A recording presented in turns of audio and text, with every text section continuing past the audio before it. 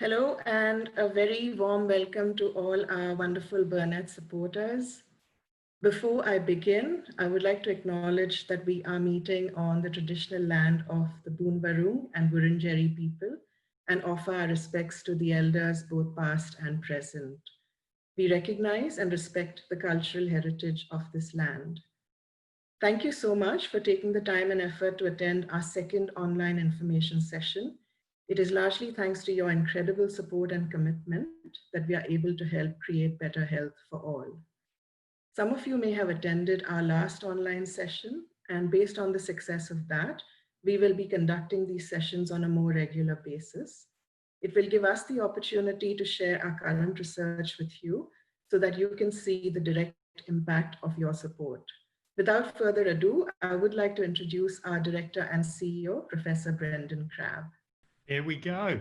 Thank you very much, Nisha, and thank you to you, Rob, and the team for organising these sessions. And for those of you who have joined us today, I think the vast majority of you, if not all of you, in one way, shape or form, will have been involved in one of our events in the past. And I pretty much always say, because it's how I feel, that this is the best part of our job. I really do enjoy these sessions. Well, they haven't been online over the years, of course, just the last two.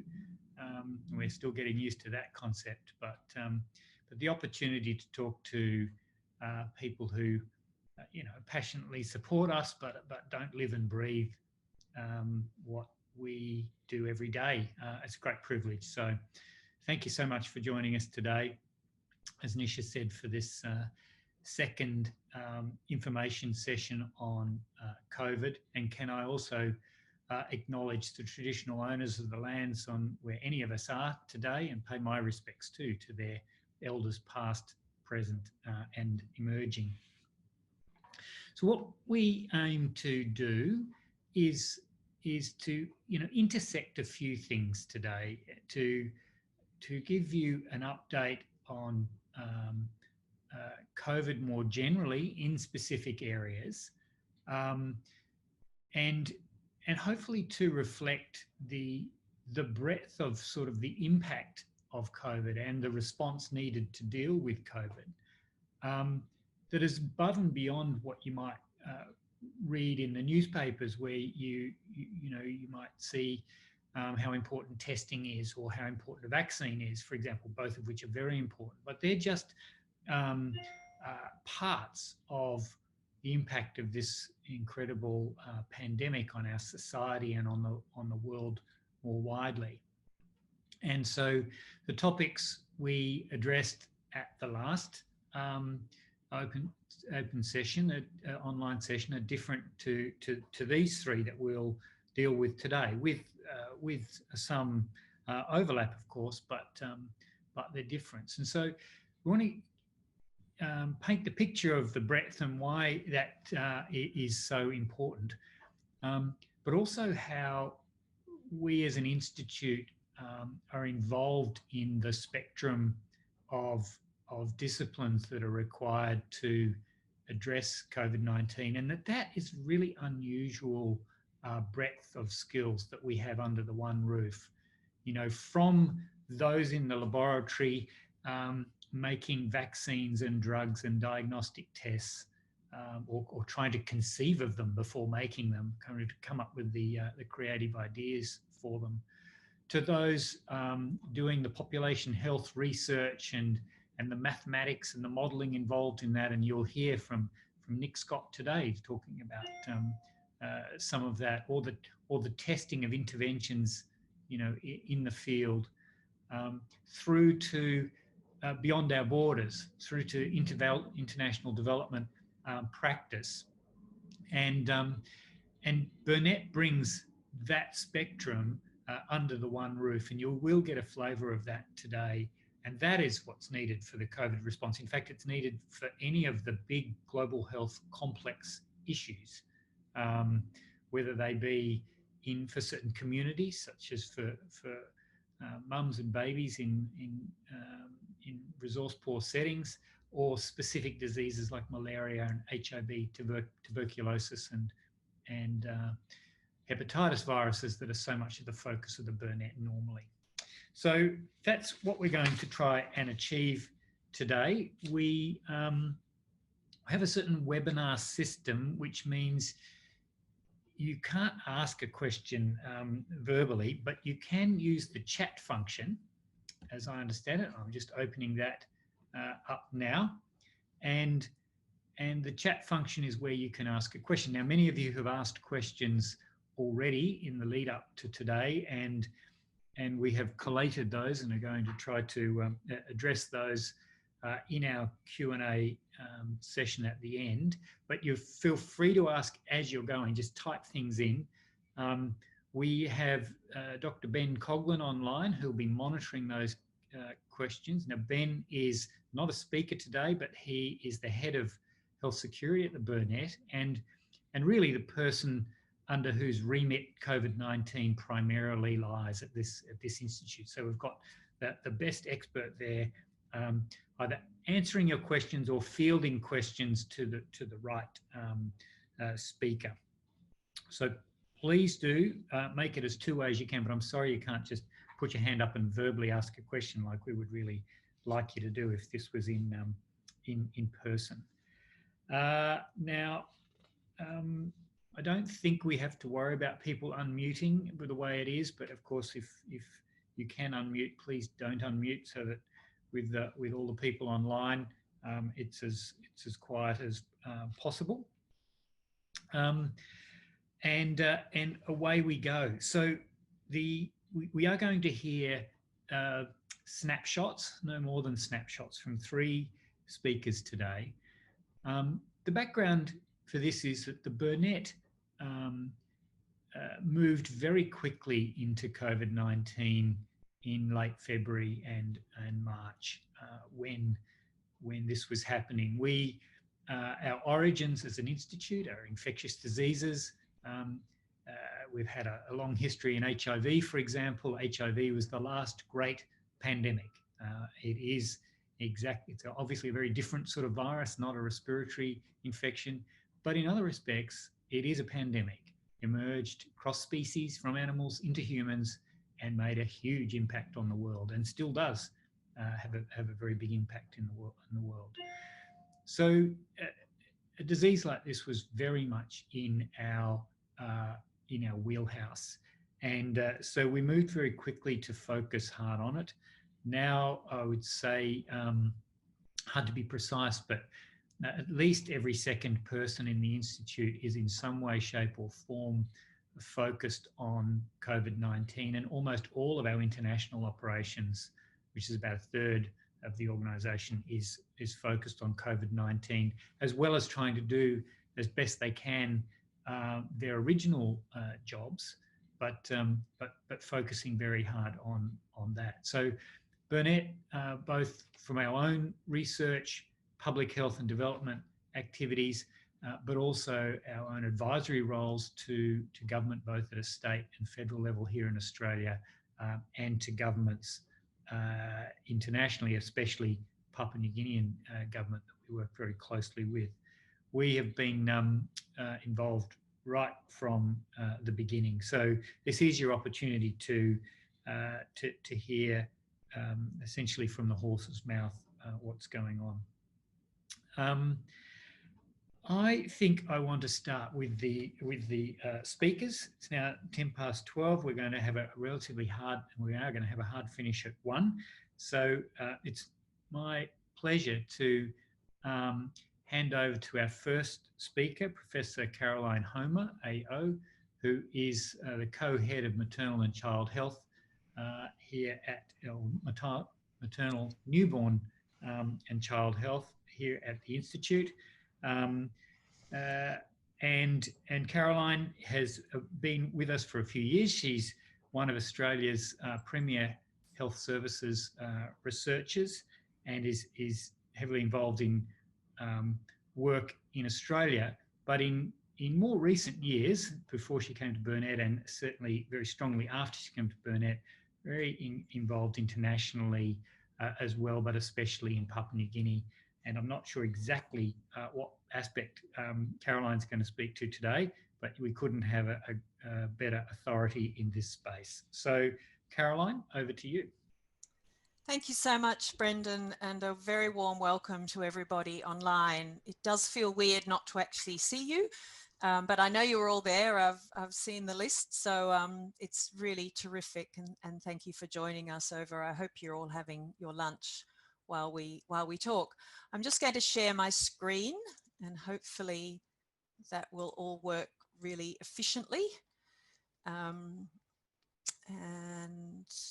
hopefully that is now working. Okay, so as Brendan said, we've all been involved pretty well across the Institute in COVID issues. As some of you will know, I'm a midwife, not an infectious diseases person, so this is not my main game, but we know that COVID is affecting everybody, and whether that's direct effects as of getting the infection and getting sick, or indirect effects of the whole health system changing. So that's essentially what I'm going to focus on in my 8 minutes that I have with you this morning. So what we know so far from a lot of mostly observational studies coming out of initially China and then Italy, the UK, and now from the US, COVID doesn't seem to be affecting pregnant women in a more adverse way than of other people. So this is different to some of the other viruses we've seen, like the flu virus H1N1 from 10 years ago, where pregnant women were particularly badly affected. This doesn't seem to be the case with COVID-19. Equally for children, and we can come back to the issues around children a bit later on, but they don't seem to be more adversely affected than other people getting this infection, or children certainly seem to be doing fine. But what has happened, not only in Australia, but globally, is enormous indirect effects. And mostly that's around protecting health workers and protecting people from infection. So social distancing, protective equipment for staff, closing down services so that we reducing traffic, reducing people, and that's had an enormous impact around the world. And we now know from quite good modeling from Johns Hopkins University in the US that this is going to have a big impact on maternal health and child health globally. We know we're going to see more maternal deaths, more mothers will die. Currently about 300,000 women die each year related to childbirth. We're going to see probably another 15,000 women dying in childbirth because of the indirect effects of COVID, because things were shut down. Services have not been happening as they should. Child deaths, we'll also see more child wasting. More children will be malnourished in this next probably 3 to 5 years. What's happened in many countries is that contraceptive services have been shut down while the services have gone into COVID time, relating to the COVID issues, but also managing social distancing and safety for staff.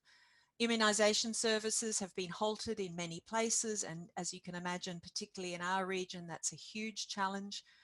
When and if we do get a vaccine, we also need to do a whole lot of work around anti-vaccine work, and that's going to be a big challenge. In Australia and in other countries, sadly, we've seen more family violence with lockdowns. So as families have not been able to leave their houses, women generally not being able to seek additional support if they're experiencing family violence, those rates have gone up. And we've certainly seen that in Australia, and we continue to see deaths of women due to family violence in our country, but this is a global phenomenon. And I guess that the challenge is for us in our region, that's on top of what we already know. So we already know in countries like Papua New Guinea and across the Pacific, the rates of family violence are enormous. And so that's gone up. The other sad thing that we've seen, and we know this is happening around the world, is aggression towards health workers. So huge challenges for health workers who have been subject to stigma and discrimination and violence. I was on a call last night with the WHO and with about 500 midwives and nurses from around the world, and the stories of aggression against health workers in high and low income countries are quite phenomenal and not what we would expect at all. So broadly, the word is that we will see a hunger pandemic and a poverty tsunami because of economies slowing down, people not being able to move, food security issues going up. And of course, it's always vulnerable populations. So in my world, vulnerable populations are mothers and babies, but we also know LGBTIQ communities have been adversely affected. We know that migrants, we know people in refugees. I've got colleagues in Cox's Bazar on the edge of Myanmar who are experiencing huge challenges for their communities. 800,000 people on a tiny block of land where they can barely give normal services. So add COVID, add social distancing requirements, and you're in big trouble. COVID's also brought a whole lot of gender issues to the forefront, and we've shown some significant gaps in the health system through this.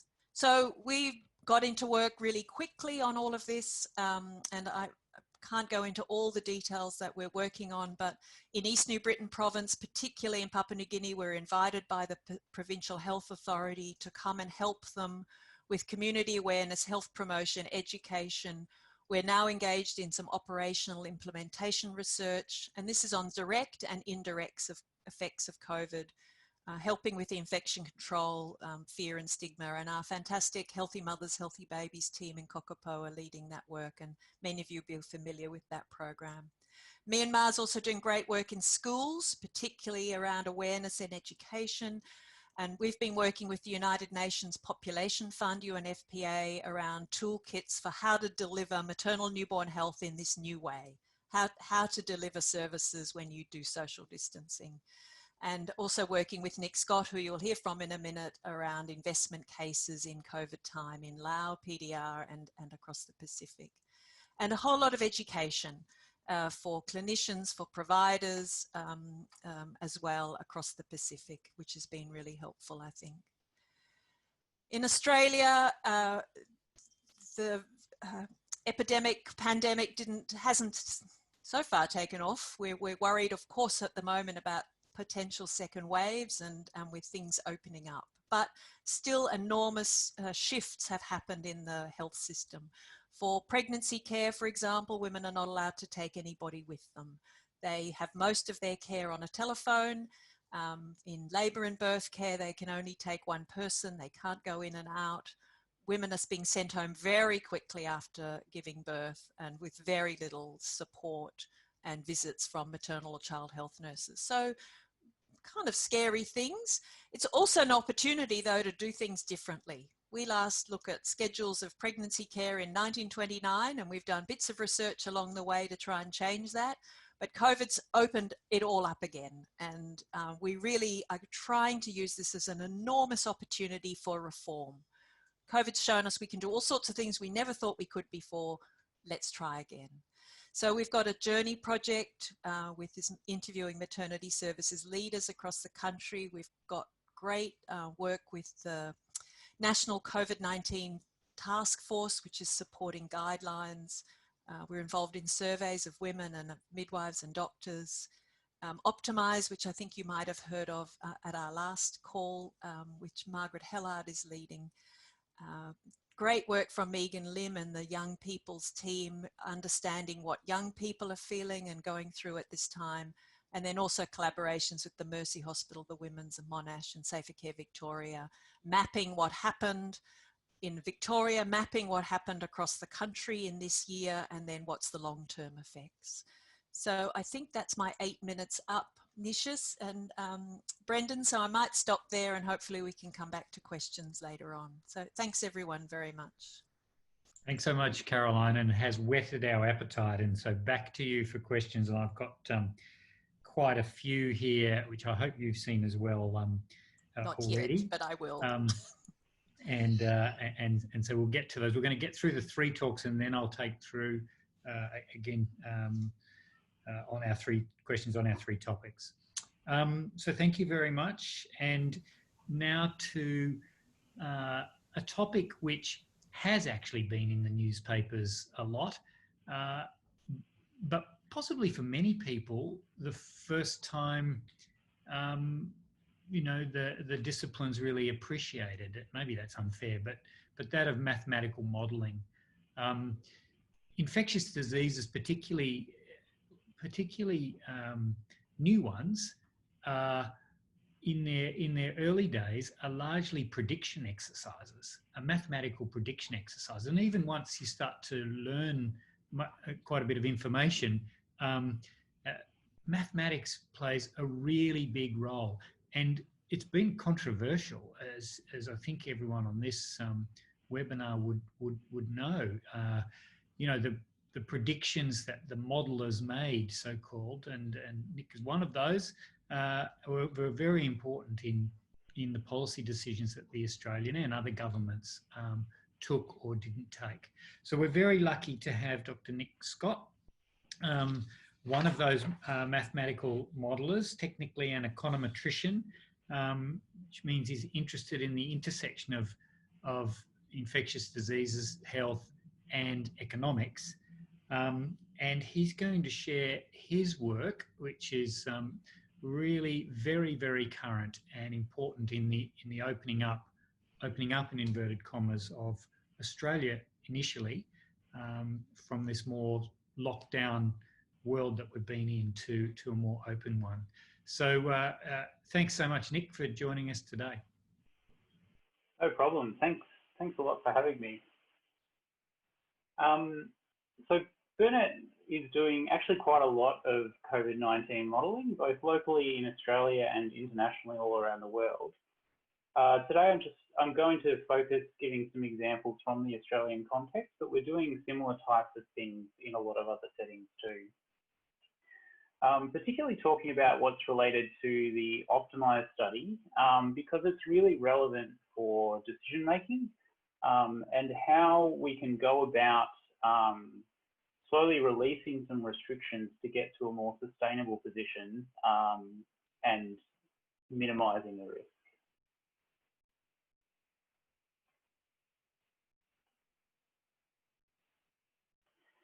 Now, when we talk about modelling COVID-19 transmission, we really need to understand individuals and their contact networks. This is what drives the transmission. And people, when they're in different settings or doing different activities, they have different types of contact networks. And there are important differences like the intensity of the contact.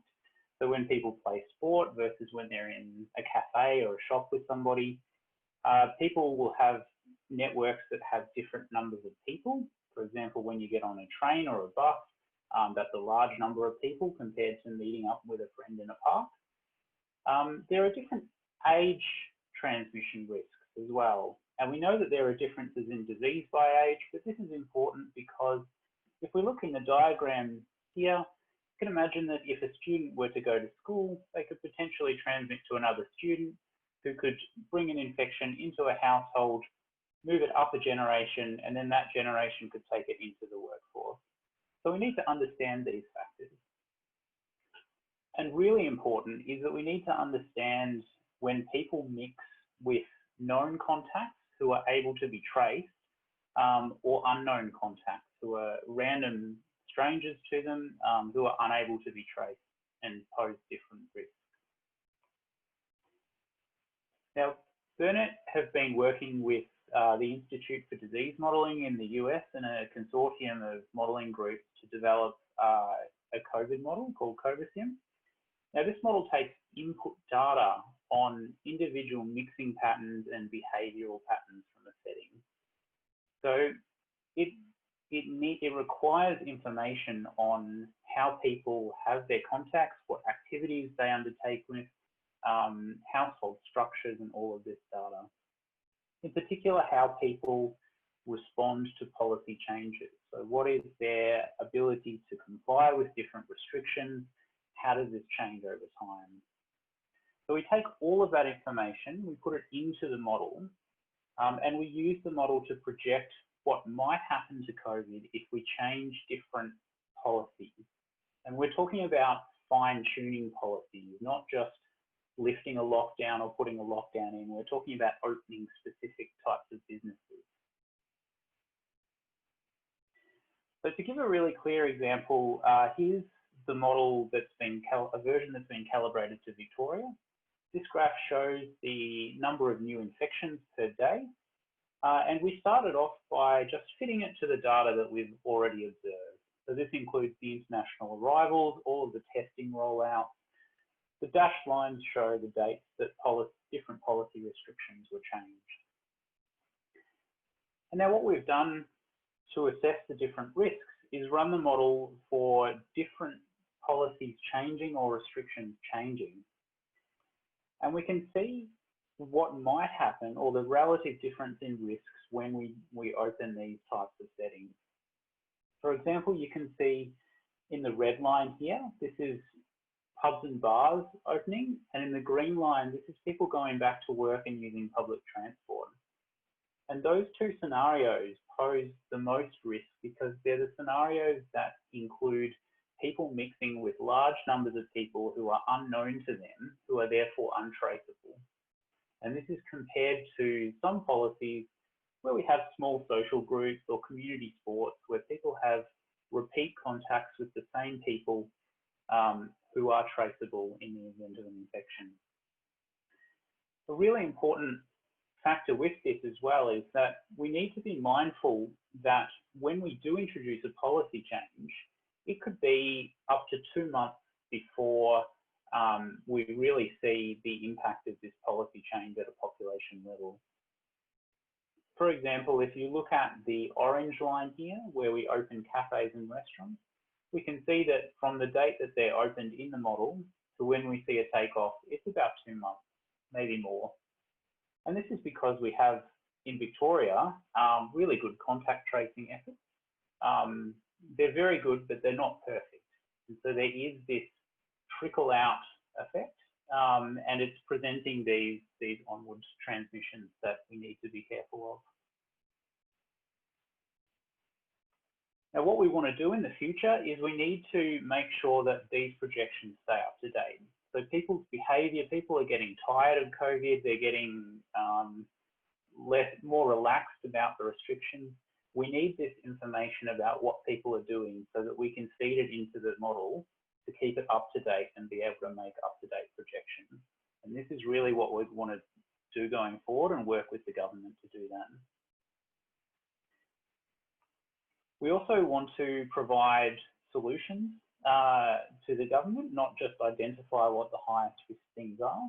And so this is the final slide. It's to give an example of the types of things that we can continue to work with governments on. Now, we saw that opening pubs and bars was identified as one of the highest risk policy changes. In the red line here is opening pubs and bars without restrictions. But we can do things to mitigate this risk. So we can introduce policies like the 4 square metre rule is an example, or we can have extra hygiene measures, table service only, things like this. Now, we don't know how effective these measures are at reducing COVID transmission, but we can work out how effective they need to be in order to be effective at a population level. And so we can see here, if these measures were only 20% effective, this is the green line, it wouldn't be enough. And we see that for increasing effectiveness, so if they were 40% effective in the purple or 60% in the orange, we really need these measures to almost halve the transmission risks in order to be able to go ahead with these types of policies. And this is really useful for target setting and designing the ways that new businesses can be able to open and operate as we come out of COVID restrictions. So thanks very much. Happy to answer any questions.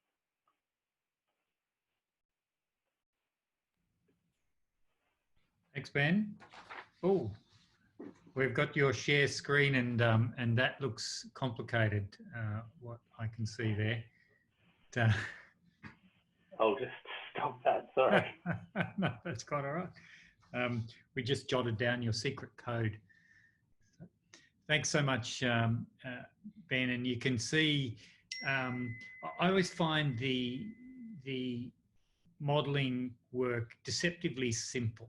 You know, you get a curve that says, look at this increased risk if you open bars, or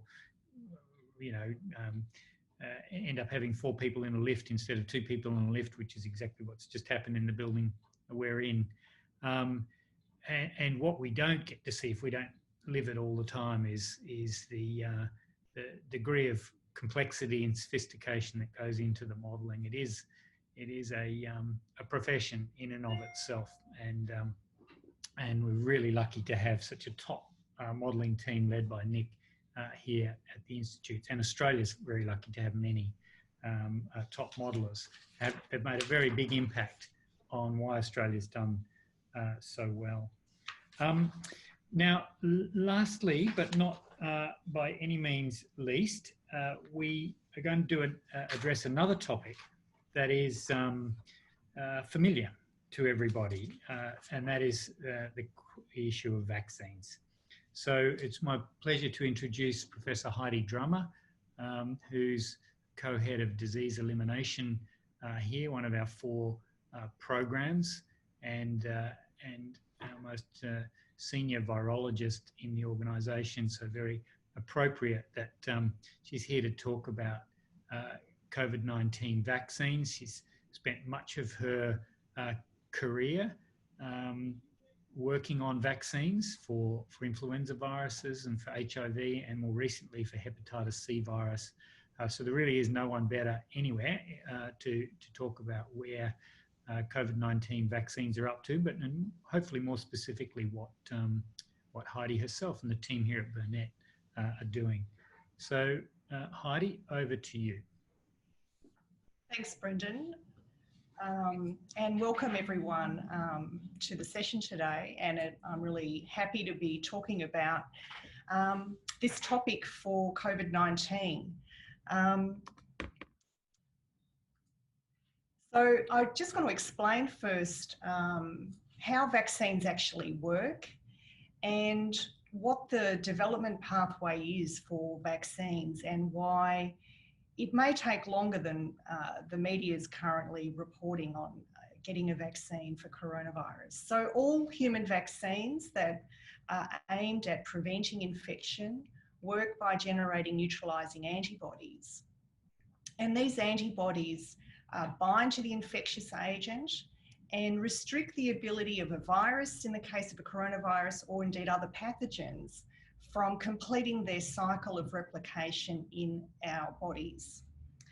So these neutralizing antibodies, they're little Y-shaped molecules here, are produced by immune cells that circulate in our bodies, and they can be detected in our bloodstream and also on mucosal surfaces such as the respiratory tract.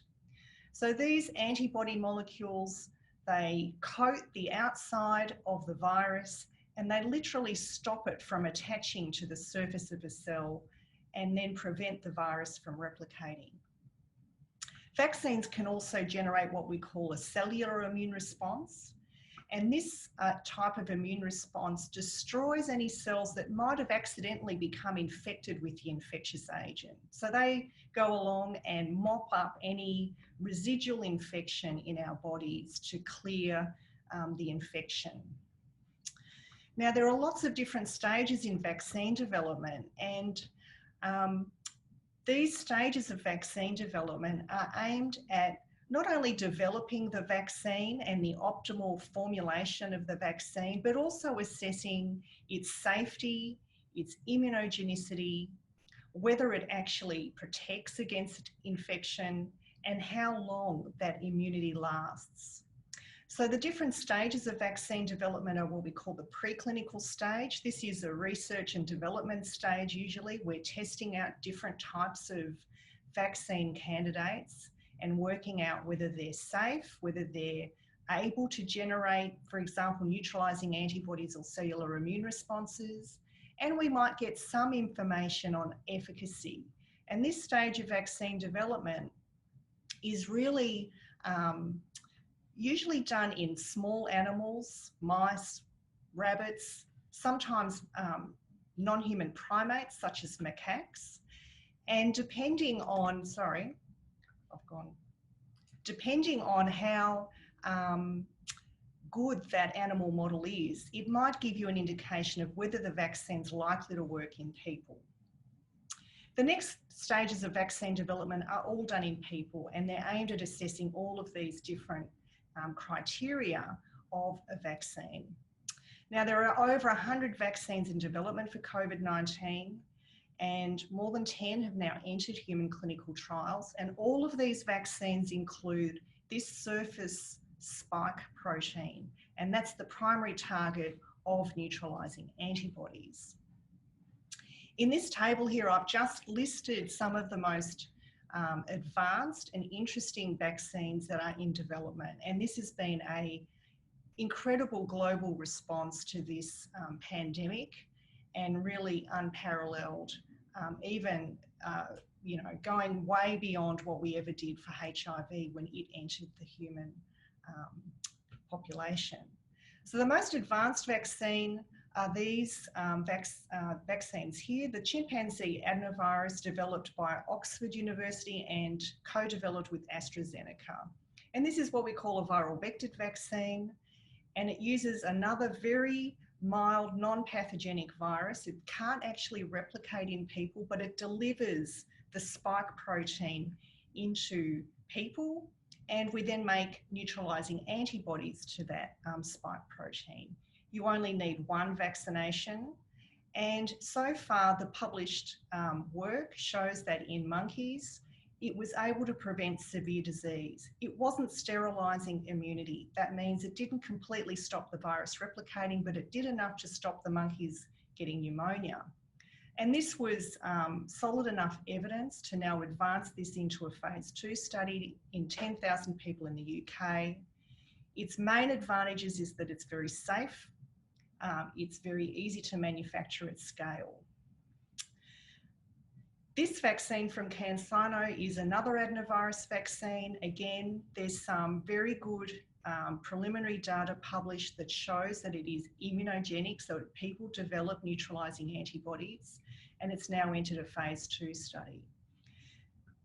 The other thing about coronavirus is that it's really pushed boundaries in vaccine development. There is now a messenger RNA vaccine in development, and this has received a lot of media attention. So our genome, our genetic information is coded by DNA, but that DNA is actually converted into a messenger RNA sequence from which proteins that make the building blocks of our cells and our bodies are actually produced from. And what this company has done is taken the messenger RNA and put inside the spike gene, and that then allows proteins to be made in the vaccine, and is a completely new technology, never tested before in a vaccine in humans. So it's really pushing the boundaries. But what the big benefit of this vaccine is that it's easy to manufacture. It does need 3 vaccinations though. Now, why am I focusing on this issue of vaccination? It's because if we think about what we need from a coronavirus vaccine, we need to actually vaccinate 6 billion people. We need to make either 6 billion doses of vaccine or potentially 18 billion doses of vaccine. And that's going to have a big impact on how quickly, even when we know a vaccine works in people, we can actually deliver it to the human population. There's also a lot of work going on in Australia at the University of Queensland. They've been funded by the Coalition of Epidemic Preparedness Innovation to develop a recombinant spike protein vaccine. This is a protein, it doesn't contain any viral material or genetic material. And to date, there's no evidence that that works. No studies have published that these spike proteins can actually generate any sort of immunity in monkeys. They have planned a phase 1 in Australia for July. However, it has a lot of benefits in that it gives a very targeted immune response focused on a single antigen, and it could be a very useful adjunct to other vaccines that are more advanced. For example, we could see people being vaccinated with the adenovirus vaccine, and years down the track perhaps boosted with a protein vaccine to try and boost up their immune response and focus it on the spike protein. At the Burnet, we're working on an adenovirus prime recombinant spike protein boost formulation to do exactly that, and we're planning our preclinical studies in July. So what do we want from a COVID-19 vaccine? Well, the first thing is it needs to be very safe. In my opinion, the second thing the vaccine should do as a minimum is to prevent severe disease and reduce the number of deaths. Maybe the vaccine doesn't have to be perfect in the first instance. We want to stop people dying, and that should really be enough for a vaccine to enter into humans. Ideally, we'd like to have a vaccine that prevents infection to reduce ongoing transmission of the virus. That may take longer to develop, in my opinion. And the fourth thing we'd like is a long-lasting vaccine, but we won't know the answer to that for many years. So normally in vaccine development, these stages are measured in years. Sometimes vaccines are never get beyond phase 3. They fail at the efficacy stage in large human studies. Often they don't show any efficacy. So it's a very long timeline. For coronavirus, however, it has been compressed down into months, which is really amazing. Within 3 months, vaccines have entered phase 1 trials. They've now entered phase 2. And I think that we'll see efficacy data in the next 6 to 12 months from the phase 2 trials, and phase 3 trials have already been planned in countries such as Brazil, where there's very high infection rates. So I think the earliest possible arrival of a vaccine is really sometime in 2021. And I think we need a global strategy to deliver the vaccine. We should be aiming to vaccinate people over 50 at risk, populations in the worst affected areas, and the rest of the world. And this is because I don't think we're going to go from having a vaccine that we know works in humans to actually manufacturing and distributing of 6 billion doses of vaccine overnight. This is going to be a very staged, gradual process. I think there are some pressure points here for Australia. We don't have any manufacturing capacity for the most advanced vaccines in trials, and we have limited capacity to manufacture the vaccine that's being produced in the University of Queensland. We have some capacity at CSL and CSIRO. So, you know, this is a bit of a pressure point for Australia and something I think we need to focus on in the future and build up our capacity in this area. Thank you.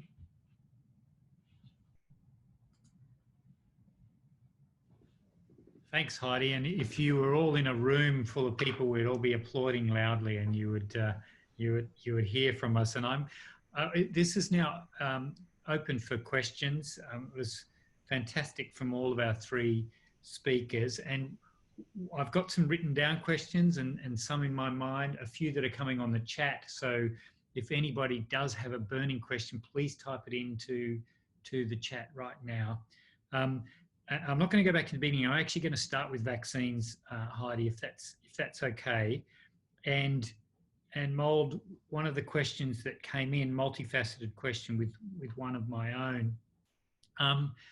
And I guess that if I'm sitting there and don't live and breathe vaccines every day, and I see that big table and other information about over 100 different vaccines being developed at the moment, why do we need to try so many different things? There's great innovations in vaccines, as you know better than most people, over the last 50 years. Can't we just try the 1 or 2 best things? Why do we have to try so many different things? Is it really still that hard to predict what's going to work? Well, I think for coronavirus, particularly this virus, because it hasn't been in the human population a very long time, we're really bypassing a lot of stages in vaccine development that we would normally go through. Normally, we would be testing things in mice, rabbits, guinea pigs, and getting some indication of what type of protein we need to put in the vaccine, what type of cellular immune response we want, what type of immune responses people generate that might be protective. But we've really bypassed a lot of that. And so there's been a lot of, I guess, what we would call parallel vaccine development, where we're trying a lot of different platforms simultaneously and trying to get them in people. Ultimately, we can spend a lot of time testing things in that preclinical stage, going around in circles, and not really knowing whether they're going to work in humans until we test them. So there is, I think, some good change happening for vaccine development for the COVID-19 pandemic, in that we've really been able to accelerate our ideas into humans much more quickly than we would normally have been able to do for, say, a hepatitis C vaccine, where we've really been stalled in this preclinical stage. So I think that's why it's good to have all these parallel vaccines, vaccine development in progress, because we're really testing them in people, and they will fail early, I suspect. Things that don't work in humans, that are not immunogenic and don't have a lot of traction, will fall off over the next year. And we'll be able to potentially triage those vaccines down to the best performing ones in the future. And we also need to keep manufacturing in mind. I see someone said, you know, CSL has capacity to produce 100 million doses of vaccine. That's entirely dependent on how well the protein expresses and how much you need to give a person and how many times you need to vaccinate them.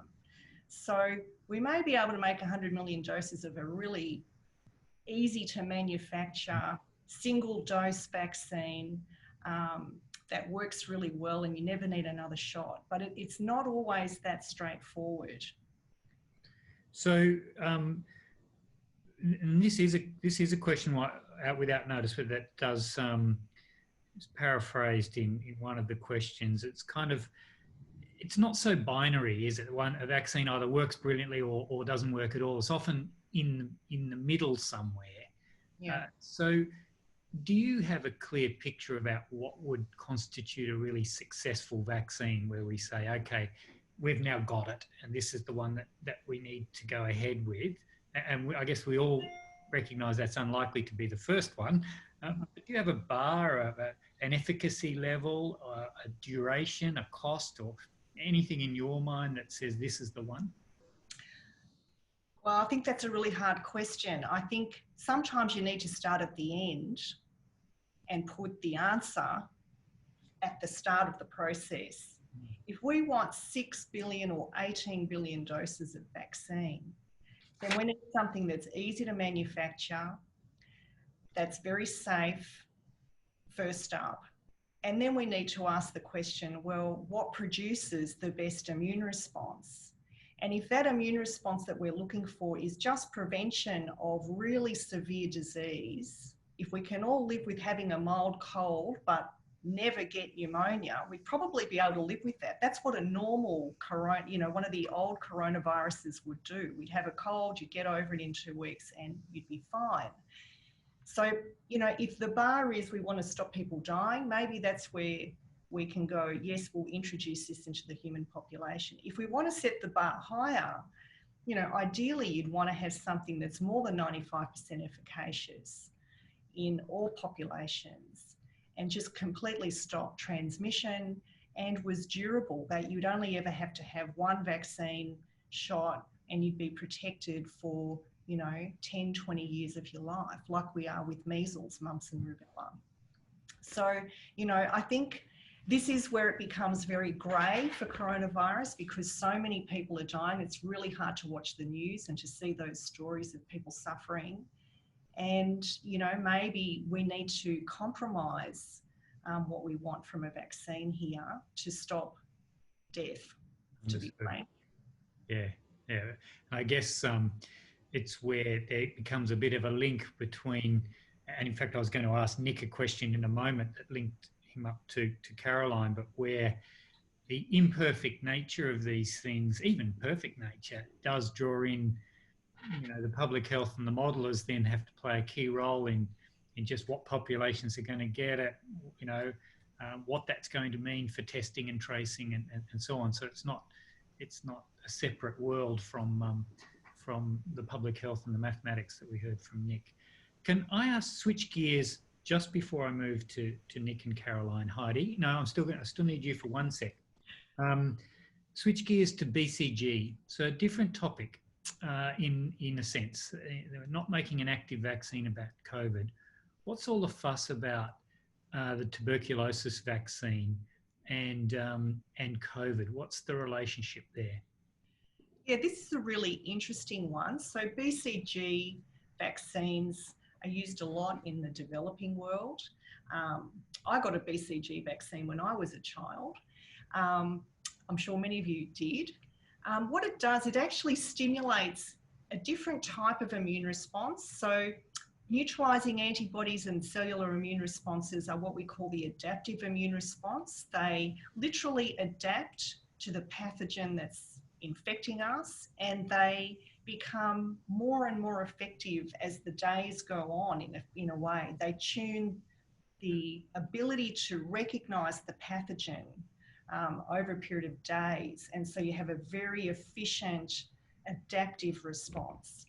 But we have another type of immune response. It's called an innate immune response. It's kind of a primordial, ancient immune response that even plants have.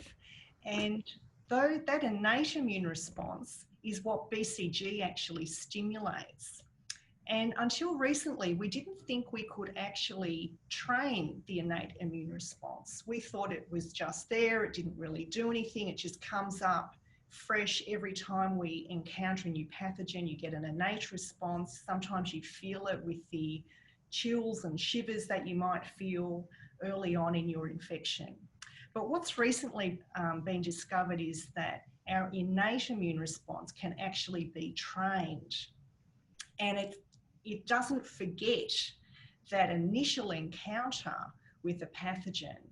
And by using BCG, we can potentially stimulate that innate immune response and train it to be more aware of a pathogen that's going to infect us.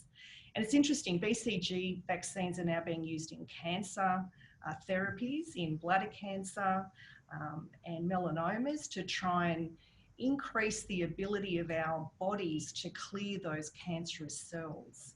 So it's now being used in a clinical trial conducted here in Melbourne, I think, to see if it has any benefit in stimulating our innate immune response and make us more resistant in a way to COVID infection. It's a completely different paradigm, if you like, in vaccinology, but it's really interesting aspect of, again, the COVID has really driven innovation in a way in medical research, I think. Thanks so much, Heidi. And I'm going to switch gears to Nick and Caroline. And as I just hinted, we heard from 3 speakers about 3 different specialty areas, but the reality is I know you actually work together on the same problems with different aspects. And Caroline, I think you flagged initially with some of the international work that you work with modelers and with Nick. I just wonder if both of you really, but starting with you, Caroline, if you could talk about how that works in a real life setting, how you can rely on a mathematician to help you with a problem, and then perhaps something gets tested or looked at. Thanks, Brendan. Yeah, great conversation. Thank you, Heidi. I really learned a lot about vaccines there. So modelling is really important, particularly now. In the past, we've used models in my world, in midwifery, to work out what would be if you rolled out gold standard maternal child health services delivered by midwives in low to middle income countries, how many maternal deaths would you reduce from what we know we've already got? And so this was work we did now 6 or 7 years ago, and we're updating it at the moment. in some other work. But what COVID has brought us with is what will happen to maternal and child health if there are less services being delivered? So if women only have one pregnancy care visit rather than the 8 that they should, if they don't get folate or iron supplementation, if they don't get their blood pressure checked and so they develop what we call preeclampsia or hypertension, high blood pressure in pregnancy. So we can kind of start to model if you don't have the amount of services you should have, what will that mean for the mother's health? And equally for babies, if we don't see women, we can't measure that their baby's growing when they're pregnant. And so that our chance to pick up babies not growing well goes down. We know that babies not growing well are more likely to be stillborn. So we can kind of start to model if only 20% of women are having their uteruses checked and having their right ultrasounds, then how many are going to have morbidities or mortalities? How many mothers and babies are going to die? The work that Nick will probably talk a little bit more about, particularly in Lao PDR, where we're working with UNFPA to develop an investment case. So now that we've got COVID, now that we've got these issues, we've got services being hugely disrupted, funds from maternal and child health services now having to be moved into acute services, preventative health, midwives and nurses being moved from the front line into somewhere else. You know, what should the government now invest on in going forward in a COVID world, or in a new normal? So that's the work that we're currently doing, and we're going to replicate that also across the Pacific. We're just lining that up at the moment. But modelling is acutely really helpful because you often can't get primary data. But governments still need to make decisions, policymakers still need to make decisions. So I might hand it over to Nick to keep going on our Lao work. Yeah, great. And really good examples from both Heidi and Caroline about why it's really good to be part of the modelling group at Burnet. So I think to speak to both of those issues, maybe to start with Heidi's as well in terms of the vaccine, to think about that. Ultimately, we don't know what a vaccine is going to look like. It can have all kinds of different properties, and Heidi spoke through some of them. It may not be 100% effective. And we can use models to look at, if we have a vaccine of different properties, how can we best use it as a public health strategy? It's not going to be perfect, but it might help in some areas. So how do we complement it with other things? And we've done a lot of models on that before, and we will be continuing to do models on that with COVID vaccines as they progress. And then completely separately, but also really useful application of the modelling group is working with Caroline on these issues. And as she mentioned, there's been a lot of service disruptions as a result of COVID, and this is quite damaging to a lot of maternal and child health in our neighbouring countries. And what the models can do is really help us to prioritise what we need. So we know that especially in these times, it's not going to be possible to provide all services to everybody. We'd like to, but it's just not possible. And so we really want to use the models to work out what are the most important things that we really have to hold on to. How do we set our priorities to get the best outcomes? And so that's what that modelling work is about, quantifying. So Nick, while I have you, and I'm going to go back to Caroline to ask a specific question about clinical syndromes in babies and children, if any. But while I've got you there, you sort of the opening pubs and bars paradigm is of course incredibly relevant to Australia at the moment, but anywhere in the world, as we're talking about. Okay, we can't do shutdown forever. Shutdown's very effective, but we can't do it forever. So what do we do next? What's kind of emerging as the top of the list, either question or answer from the modelling? You know, is there a hierarchy of things that we just must do or must be wary of if we've got any chance of opening up without without out of control spread. You obviously gave us a hint there by saying the gathering size, in a pub or a bar is too high. But can you paint, if you were giving some advice to the Prime Minister and said, Prime Minister, I need you to, by modelling saying do three things, what would they be? Yeah.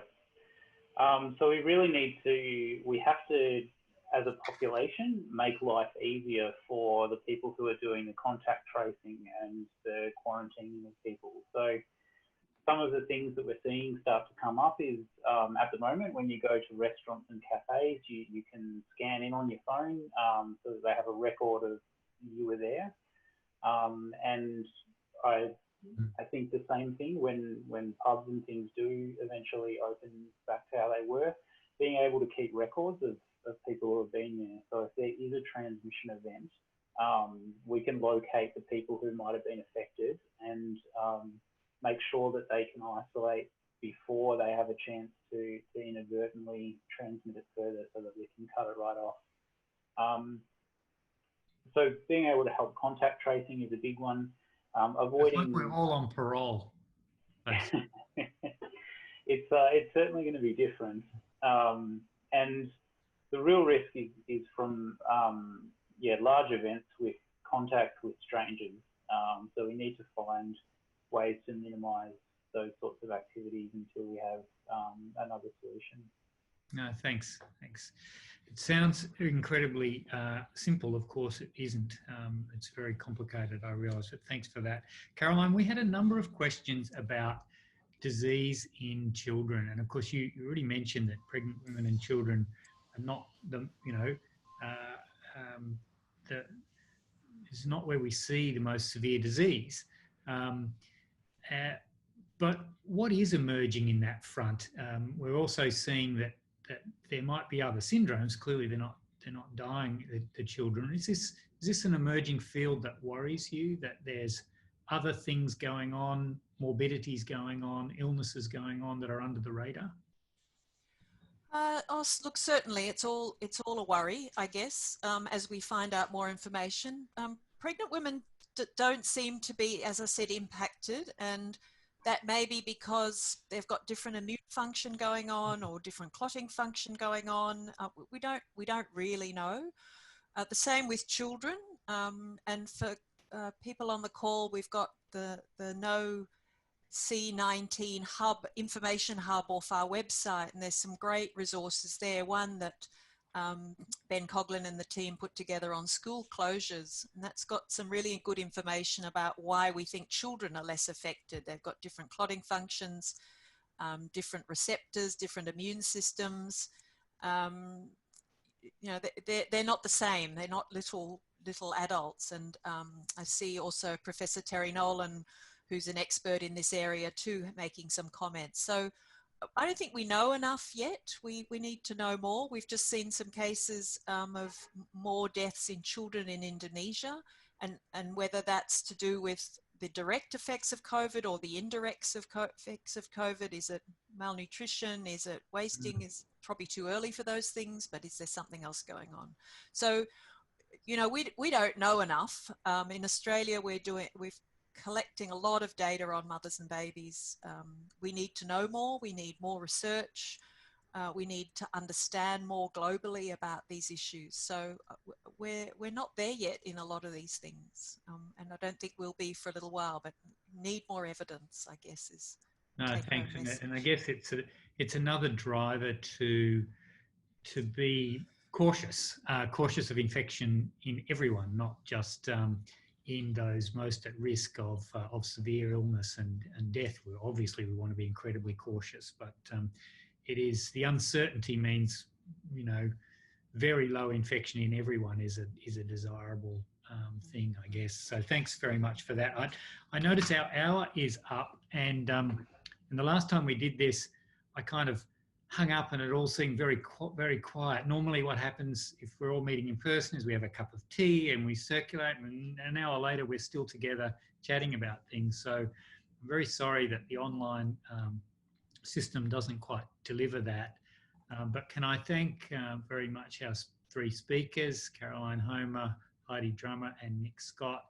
can I thank Nisha and Rob and the big team behind them that have organised this event. Can I thank all of you for attending and just as importantly for your long-term support of the Burnet in spreading the word, in financial support, and I know that that you feel very much a part of the Burnet family, and we feel that too. So thanks so much for today. We obviously do have a funding drive. It's called the COVID-19 Emergency Response Fund. It's been going very well, and thanks to many of you and those you represent who are on this call.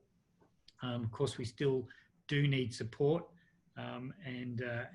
but so any support is really gratefully received, and we rely on it. We do get reasonably well funded too from competitive sources, from governments and so on, but there is never enough. And the other thing I wanted to say in that regard is none of these big questions are tackled by the Burnet alone. We're talking about programs, and they are programs that we are working on, and the ones you heard today that we are driving. We work on each of those programs with our colleagues from other institutions in Australia and around the world, and we work on many of projects that they drive that we can support in. So it really is contributing to a national and a global effort, both in COVID, but in also the other things that we tackle. There's no isolated activity in these big and complex things. So it's not generally a matter of supporting them over here and supporting us. We are a part of a network trying to tackle this in the public interest. Sorry for going 5 minutes over. It's really wonderful to have had a session. Sorry we can't interact as we normally would. Let's hope that happens very soon with Nick Scott modelled social distancing taken into account, physical distancing taken into account. But I look forward to seeing you all in person sometime soon down the track. Thanks everybody, and see you next time.